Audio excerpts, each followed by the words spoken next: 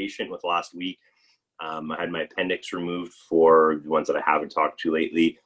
Went pretty well, but it's been something that's been really bugging me for a while. So the recovery is taking a little bit longer than usual, just due to the nature of the surgery. I actually ruptured it back in February, and that's extremely dangerous that it wasn't removed at that time. I'm okay, but thanks for being patient. So this is going to be recorded. I'm going to post it to the website. I've also already put some stuff on the website, so I'm just going to go ahead and share my screen right now.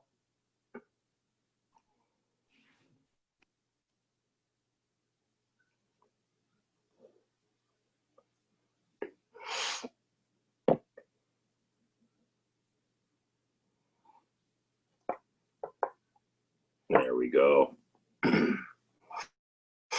So on the website, under the basketball portion, the training, I've gone in and put the dates in of every Friday and what we've done. And if there's any notes that went with that video, you can see the notes there as well. And I've also emailed them out to everybody.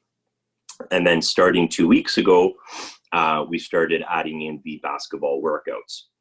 So if we get to today, since I'm still not able to move around or really bend over too much, I can't shoot new video. So I'm using this older video that's really worthwhile, and it actually pairs pretty well with what we're talking about today. And then here's some notes that go with that video. I call it supporting text. Okay, and I've also emailed those to you with that link.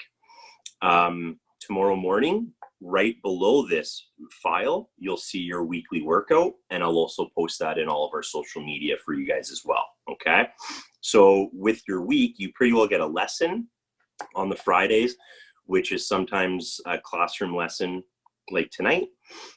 Sometimes it will be a lesson like right here, where I'm actually, out in the driveway doing my thing, or on a court.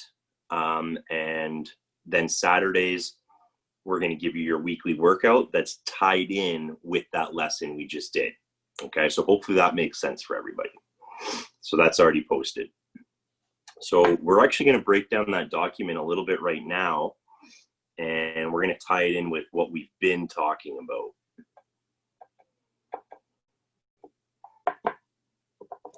All right, so previously, before this appendix issue, we were talking about creating space with our bodies, so pivots, and then also using the ball rips and ball handling attacks. I showed you a couple good ball handling moves, so we're gonna get away from stationary creating space with pivots and jab steps and pump fakes. And now we're going to actually be talking about, like, when you do put that ball on the ground. Sorry guys, I'm really having a hard time with my allergies too. I sound like I'm falling apart, I bet.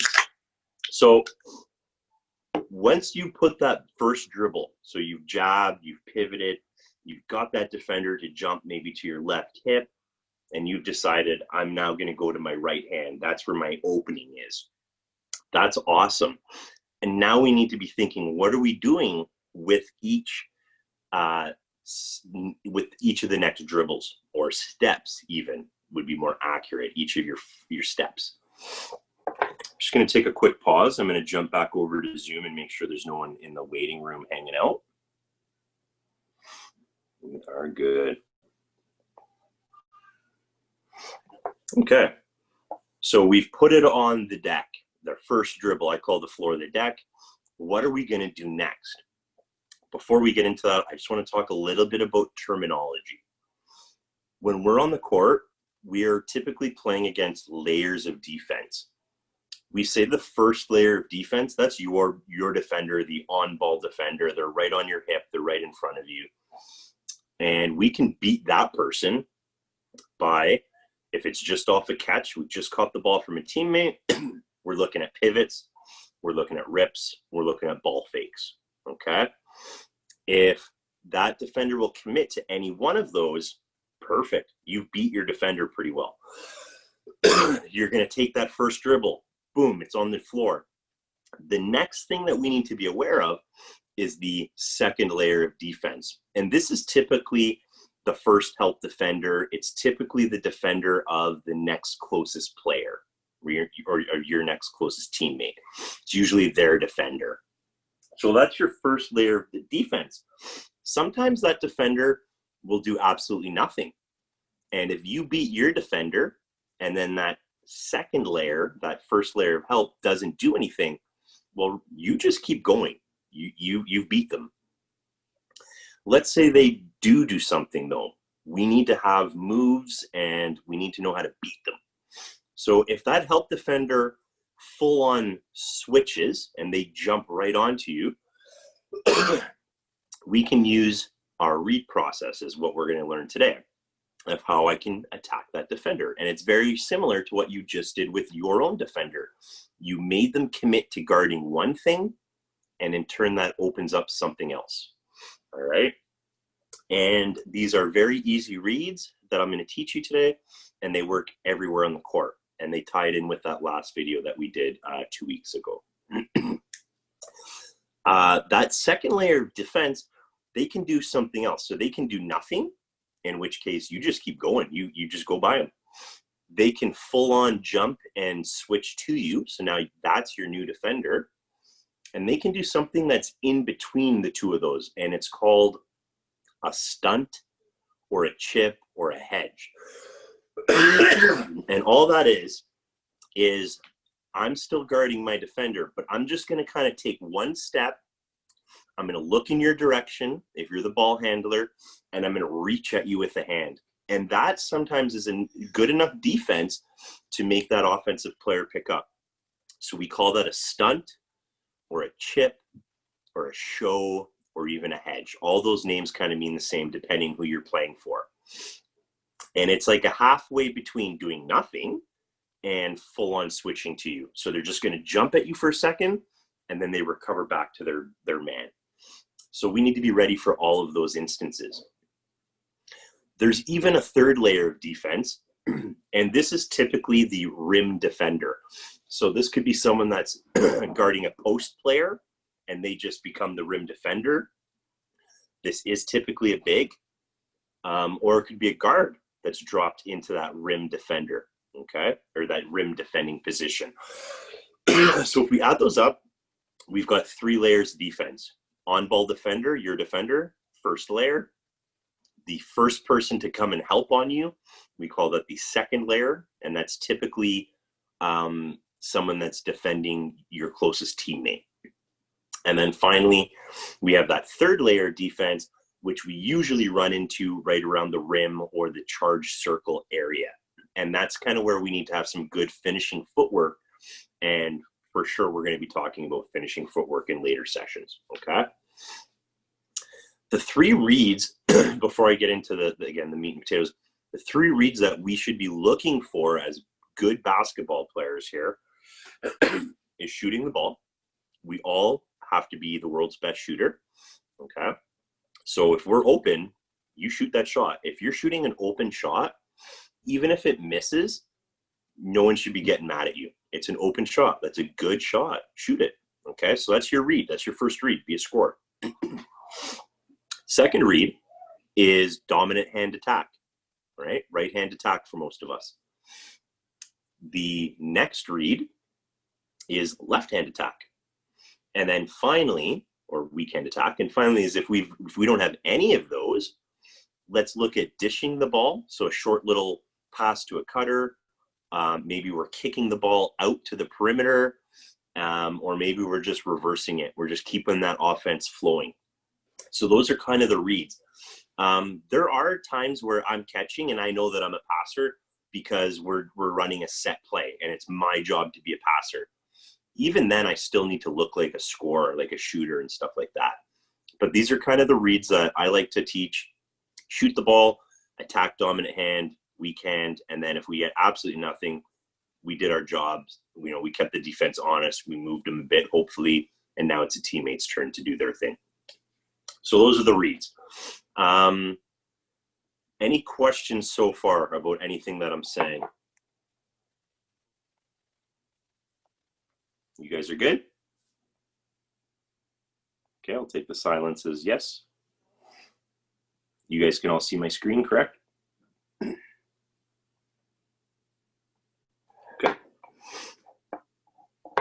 All right, so continuing from yesterday, or from last week, 2 weeks ago, we beat our defender, we've pivoted, we've ripped, and I put the ball on the ground. I get my right hand attack. That's awesome.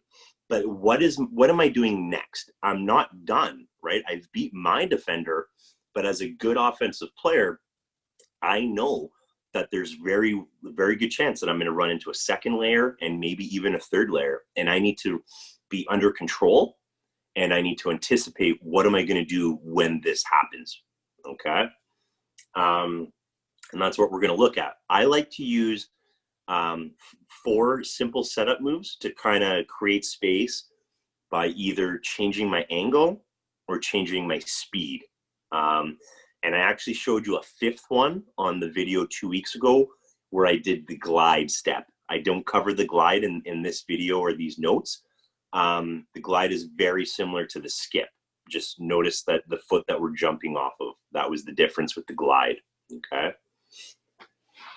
So I beat my first defender, I take my first dribble, my chin is up, my eyes are up, and I'm assessing what is happening. What do I need to be ready for? And I'm making these reads. Hey, do I have a shot after one dribble? Maybe I didn't have it before the dribble. Maybe that defender was too tight. I pump fake, I jab, and I take one dribble away.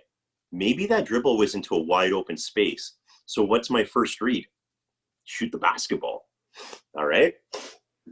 The only time I maybe wouldn't shoot the basketball is I take that first dribble and my eyes are up and I see nothing else in between me and the rim. I probably wouldn't settle for the jump shot at that point.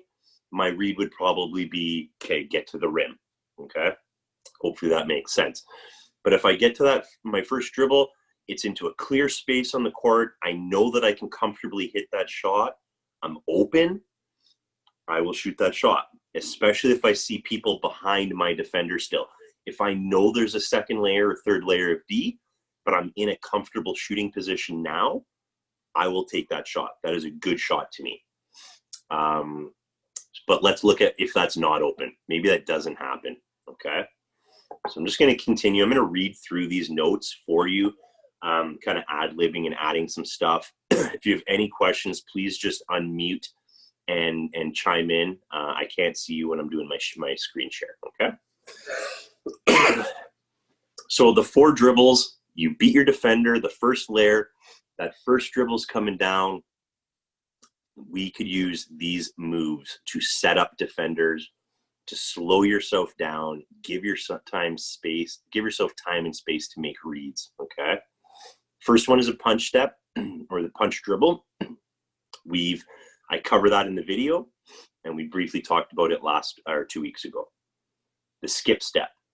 This is one of probably my favorite moves for setting up, based on when I can use it. If I'm going into a screen, like somebody setting an on-ball screen for me, I really enjoy using the skip set to set my defender up for that.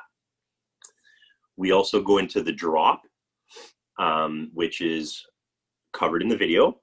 And the drop is remember when I tell you when you land out of your move, you always want your ball side foot ahead, right? It should be up ahead with the ball.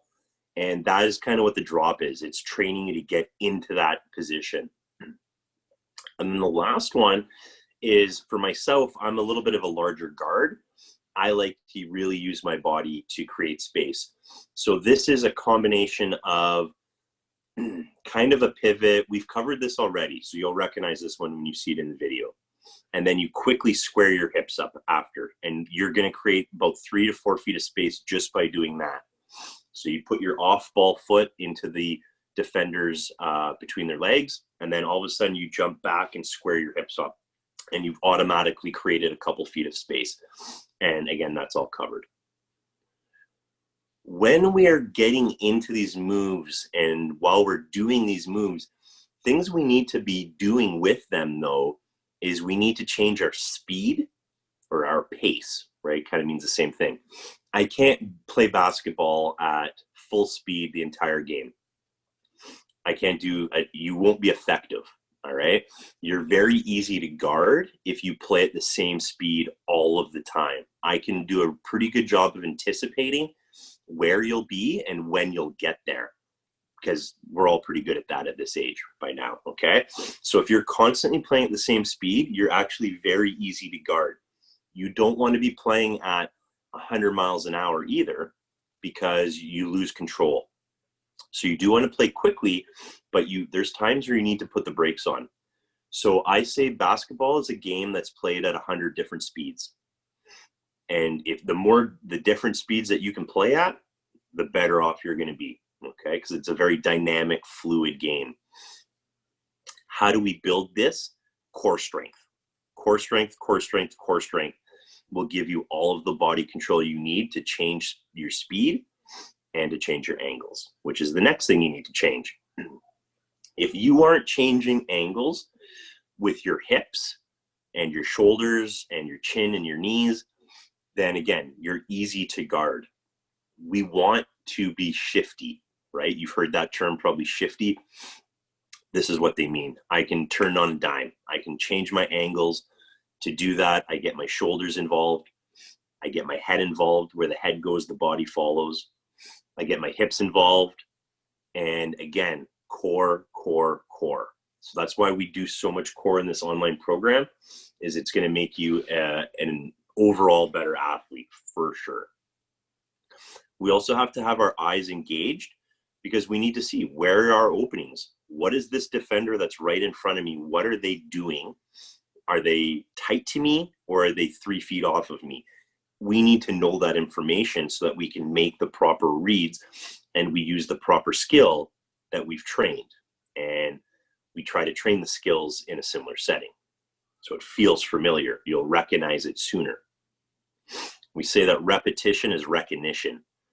The more you practice something, the sooner and the better you'll be able to recognize it happening, and it will feel comfortable. You'll be able to respond quicker to it, okay? We need to stay low. We need to stay athletic. So hips, hips, hips. You have to keep your hips low as a basketball player. We say basketball players live low. We got to get low, especially if you are a bigger player. It's a little bit tougher, but it's very important that you get low. Roughly shoulder width apart, feet are shoulder width apart. But there's sometimes where you won't be. You will be very narrow, or maybe you're going to be even wider than that. But generally, we like to say keep your feet about shoulder width apart, and that's going to give you that nice strong base. And then we engage the core from there. I also like to recommend that we have active shadow hands. So if I'm dribbling with my right hand, my left hand is freed up to knock defenders away, to knock their arms out of the way. Maybe I use it to shoot through a gap. And once my arm is through, I can usually get my body through. Maybe it's just ready so that I can pop that ball as soon as I'm open, and I can rise up into my jump shot. So it's an active shadow hand. It's called a shadow because it's just like, on a sunny day, that shadow, when you're walking around, it moves right with you. That shadow hand's with the ball. It's protecting the ball. It's working with the basketball. We need to be creative when we're setting up these reads and we're breaking defenders down. We don't want to rush. We actually want the defenders to commit. We want them to make a mistake. So this comes back to playing at different speeds. If we come in and we're doing all of our moves at 100 miles an hour, most defenders won't have time to have reacted to that first setup move. They'll probably still be standing there. So sell your fakes really well with your body and your eyes and your head, and then let that defender commit. Let them burn themselves. And once they've committed to taking whatever that move or that angle is away, now we can capitalize on what they didn't take away. So be smart. And this is what Kobe and Jordan and guys like that did so well. They would play cat and mouse with their defender, or play possum and, go really slow. And then all of a sudden they'd see that defender just get out of position, and then boom, they'd burn them. So it is a game, and you can have pride and have some fun with that and be creative when you're playing these one-on-one games, that you will beat your defender. They will bite on your fakes. And then lastly is have a plan. Like, know your strengths, know what moves you like to use. I like the skip step, and I like number 4, the up top, the probing with the pivot work, because of my size. So I know what ones I really like. So obviously those are probably going to be a little bit higher up in my plans when I'm playing. Like, I know that these are my go-tos, but I got to be flexible. What if this defender takes it away? Well, here's my counter move. I've got to change a plan. Or maybe this defender all of a sudden just dives off of me for no reason out of a screen situation. I thought for sure I was going to go to the rim, and this guy totally does something out of left field that I wasn't ready for. I got to be ready to pull up for that jump shot. And that comes with our core strength, being low, being calm, being all of that, okay? So what is a read? Well, a read is when a player or coach, mostly player here we're talking about, is assessing or evaluating a situation. So you're thinking about what is happening, what's unfolding around you, and you're usually measuring and actually looking at a lot of information at one time. The more you practice, the better you get. The more basketball you watch, the better you get. The more game tape and drill tape of yourself playing, the better you get at making reads. Okay, so it is a skill. So players will start to recognize situations and know how to achieve their desired outcome in that situation. Situation could be a one-on-one, could be a post-up, could be a pick and roll, it could be any situation. It could be a possession. But you're going to start to recognize things happening around you, and you're going to know how to respond in a positive way to that situation, to get a score, to draw a foul, to stop the clock, whatever it is that you need to help your team win. You'll have that ability. We call it basketball IQ. So players have to be able to think as they play so that they can react with the correct move at the correct time to the correct spot on the court. And I hope that makes sense. So you have to be thinking, and when we do a lot of our training, and if you've been one of our trainers on the court, we talk a lot about do your thinking during the practice on how your skills should look, how they should feel, because in a game, you can't be thinking about your skills. You're thinking about this, your reads. Where's my open teammate? What's the time? Do I need a score? Do I need a 2-for-1? Are we holding for last shot? You need to know all of that and more, right? So you can't be thinking about your skills. They need to come to you. They flow to you. That's why we focus so much on the thinking during practice and purposeful practice.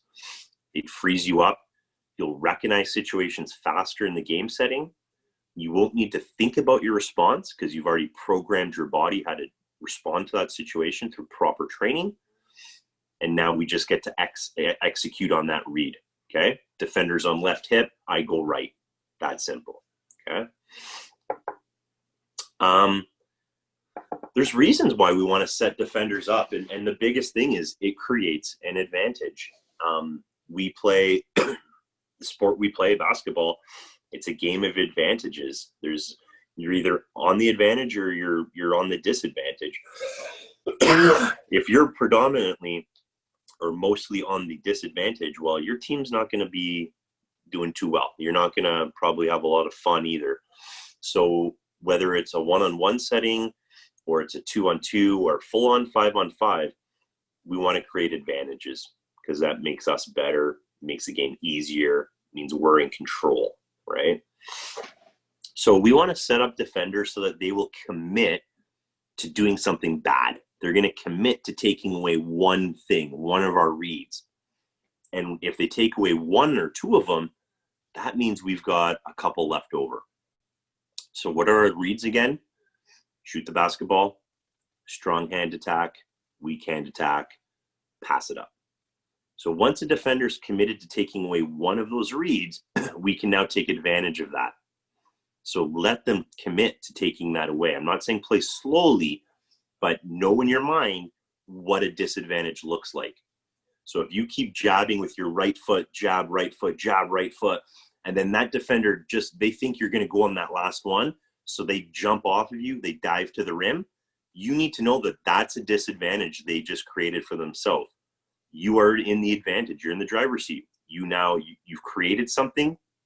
They thought you were going to go to the rim, So they took the read away, right hand, left hand read. But what did they give up? They gave you the jump shot read. So we're ready for them. We're assessing.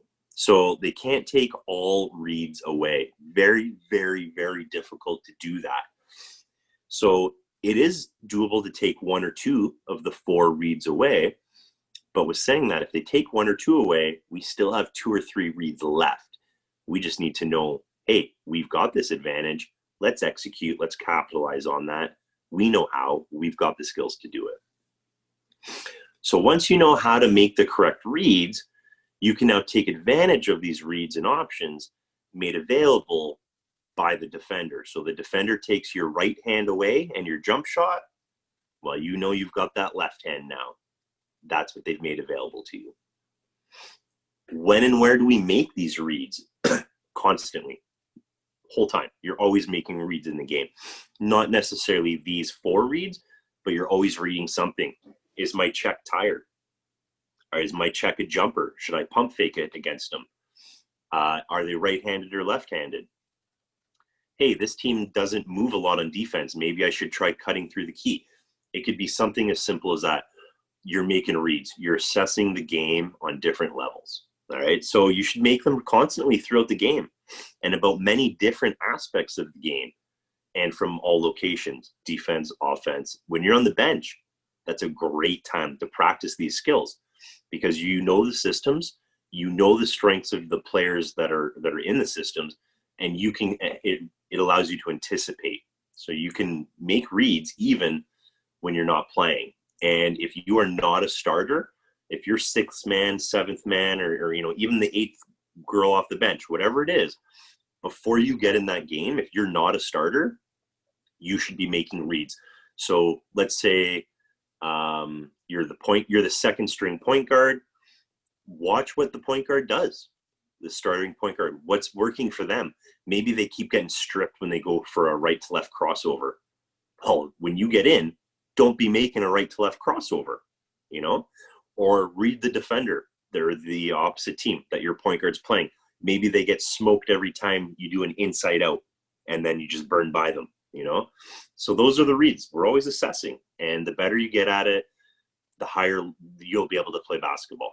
Okay. And if you do get to the university or higher, the brain game, this side of the game is a major focus, because this is where, like I keep saying, the great players and teams get separated from the good. It's this extra little mental side of things and the understanding of the game instead of just playing the game. All right. So continuing here. As you're approaching a defender, so you've got the ball, as you're approaching that defender, great time to start making a read, okay? What are we reading as we're approaching a defender? First thing I'm noticing, are their knees bent or are they straight up? If I see a defender with straight up knees, I'm going at them. I'm attacking, okay? They're not ready. If I see a defender with bent knees, they're ready for me. I'm going to start using some of my moves here that we've talked about. So those are my reads. I'm also going to look right over my defender's shoulder. I like to look right over their right or left shoulder beside their ears. If I don't see somebody behind them, that means there's no help D. If I beat my defender, I now know, hey, I'm going to the rim. If I look over my defender's shoulder and I see a 7-foot ogre under the rim, I got a different game plan now. I need to think. I need to be a little bit smarter about what I do, because I don't like eating basketballs, So how is the defender positioned in relation to the rim? I like to teach my guards. So picture this. We just scored. We're back in a half-court man defense. They're walking the ball up. I always tell my point guard, I want you to go stand on the left side of the court. And what that does, just by them doing that, naturally, most offensive players will go away from their defender.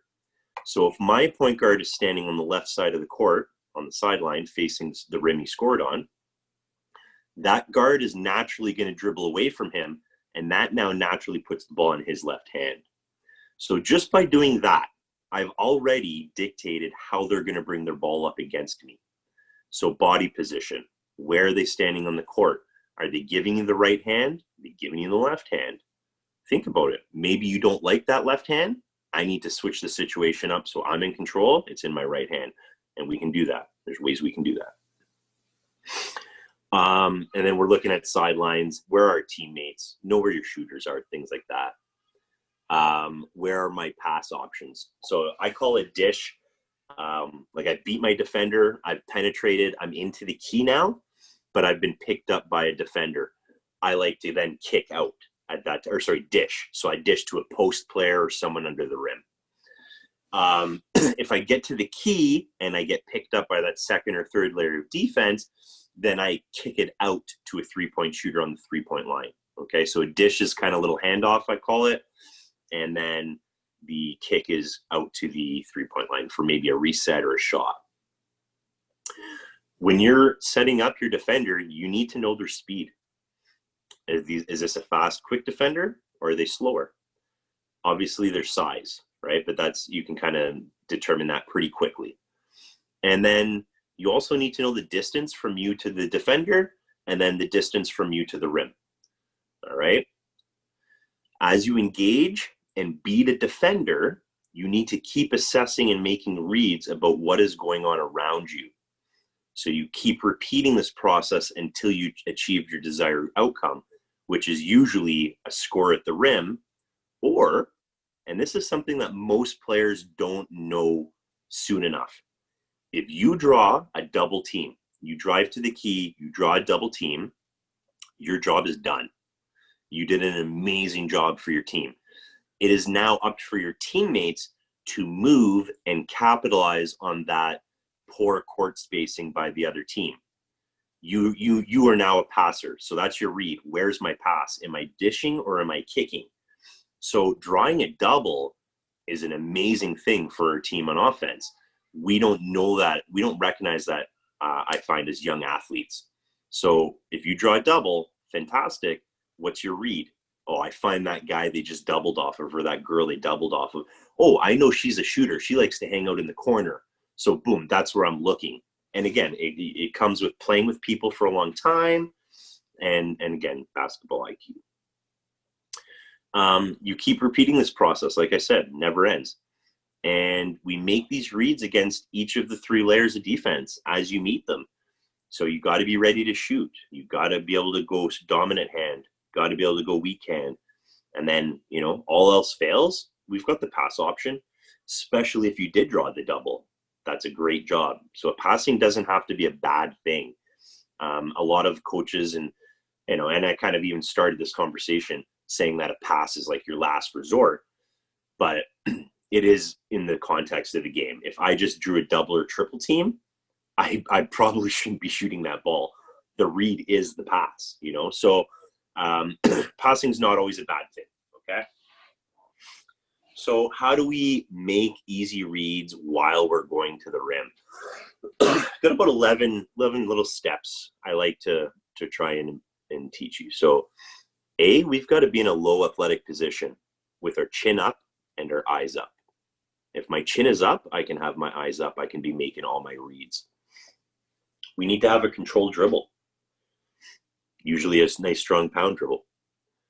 As you engage the defender, we're going to use one of the moves listed above, or the glide step, or some other move. It depends where you want to get to that opening, right? If we want to get sideways to an opening, let's use the glide. Let's use the side step.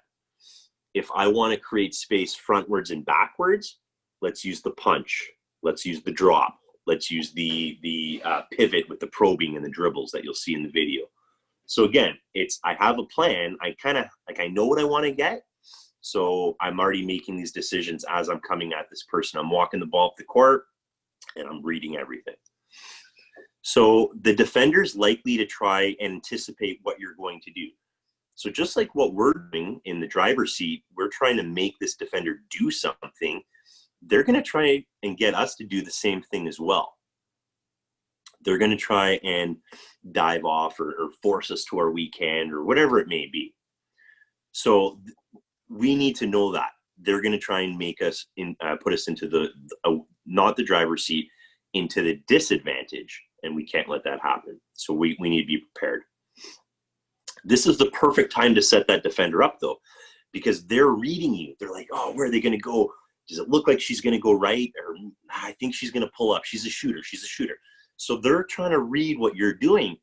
And this is where you can take advantage with your eye fakes and your head fakes, your shoulder fakes, and of course, these moves. Okay? Change your pace, change your direction. This defender's probably so eager to take that move away, they will jump and bite on your first fake. Some defenders are really calm. They're poised, we say. It might take 1 or 2 fakes to get them to bite. But most will bite on the first fake because they're so eager to take that away, okay? Because that's their job. They need to stop you. Use it against them. So that's the perfect time to kind of set it up and put your plan in motion. And then to help get the defender to bite even harder on your setup, use your head, your eyes, your shoulders. Use your shadow hand to misdirect the defender. This is something that I actually do a lot. And I kind of stole it from one of my buddies. He played at Dal. He's an amazing coach. He's up in Timmins. And he will call. He's a point guard, but he's a shooter. So he will call for a screen every single time he walks the ball up. He'll raise his left fist, and he will call for a screen on the left side of him, and he'll demand it. And if you didn't know him, you'd be like, oh, okay, yeah, he wants that screen. Like, he's really selling it. And we will set that screen. All the years I've known him, I've never, ever seen him use that screen. I've always seen him use one or two quick dribbles out to the right, away from the screen, where no one thinks he's going to go, and then he gets clear jump shots or threes. And he's made a full career out of the same move, and it pisses people off.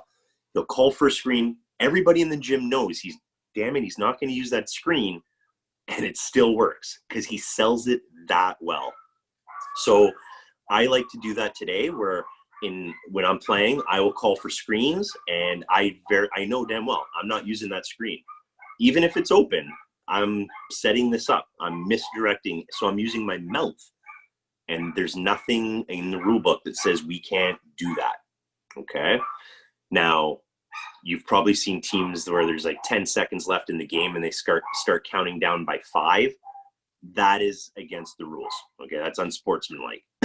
But for the purpose of this, where we call for a screen, knowing we're not going to use it, there's nothing in the rule book that says that's not allowed. That's good basketball right there, okay? Talk to each other, talk to yourselves. So really set your fakes up. It makes it easier for you when you do capitalize on your advantage. Using a change of pace will give you the time needed to read the defender. So you might come in at a sprint, but then you put the brakes on for a half second, or you use one of our half steps that we worked on a couple weeks ago. So that defender might be expecting you taking giant running strides, right, left, right, left, right, left. But all of a sudden, halfway through, instead of taking that full right stride, you just stop it right under your hip. That defender is going to fly by you, and now we're into a change of direction, okay?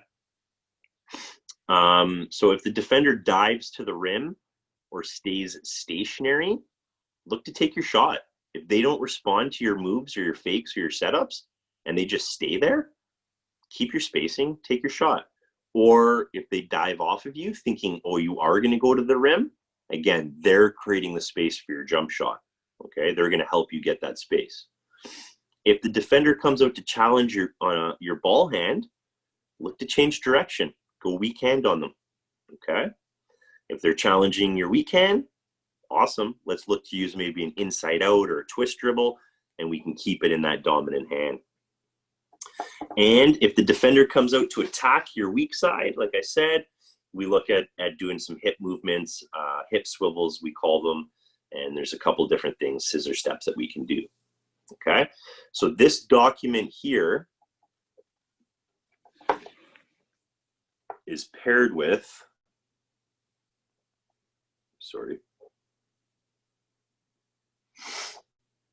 this YouTube video. It's about a 13-minute video, okay? I'm not going to watch it with you guys. I'm not going to make you watch here and do it, but as soon as we're done, if you can, especially Vanessa, if you're feeling okay, watch the video so that it's fresh. I'm just gonna hang on, switch back so I can see you guys here now. One sec. Okay, so if you guys have any questions, you can go ahead and ask. You guys can unmute your mics.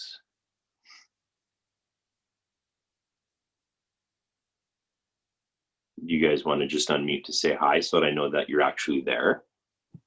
Or you can turn your camera on. Hi. Hi. All right, so we're taking this concept of creating space. Space is time. Time means better decisions. All right, does this make sense? Yes. Okay. Yeah. We're now going to take that from just using it with our bodies on one spot with our pivots and our rips. And now we're adding a dribble into it. So I've ripped, I take that first dribble. I now need to make my read. What's this second layer of defense doing? Are they staying there? Do I have my shot? Are they coming hard at my ball and I need to maybe do a change of direction? Right? So we're always making these reads. So Adam, unmute for a sec, big guy. Saturday night you could have it. My parents are home now. They're not Adam, Yeah, they're going golf. questions? If you were Okay, no. Okay, Vanessa, no questions. Yeah, Okay. sorry, just check. My mouse wasn't working. does that make sense, Vanessa? Yeah. Okay. Adam, questions? No. Does it make sense? Yeah. Okay, Ashley, We're good. any questions? Nope. Abby, No questions. all right. Do you think that this is beneficial? Was this too much for you guys, or does it make sense reading it and then hopefully watching this video will connect all the dots as well? And this wasn't too much for you guys? No. Okay, all right. This is what I do with my teams when I'm teaching these concepts. I'm kind of looking at you guys almost like as a team. What would I teach my teams, right? Because we will have some time together. So we're starting with one-on-ones and we're just going to keep building on these concepts is kind of where I think we can get a lot of benefit from them. So tomorrow I'm going to post a workout. Do you guys all know what the mic-in drill is? I know Adam does. I know Ashley, Vanessa, we've done it. Abby, I think, do you know the mic-in drill where you're under the rim and you're doing layups from side to side? Yeah. Okay, perfect. So that's going to be one of your drills for tomorrow. So I'm going to post this to the website with the video and the notes. Tomorrow morning, I'm going to post the workout to that same spot that's going to tie into this. Plus, I'll put it on Facebook and Instagram. Okay? Have a wonderful Friday evening. Thanks for coming and spending it with me and listening to me talk basketball. All right? Thank you. Take care, everyone. Bye-bye. Bye.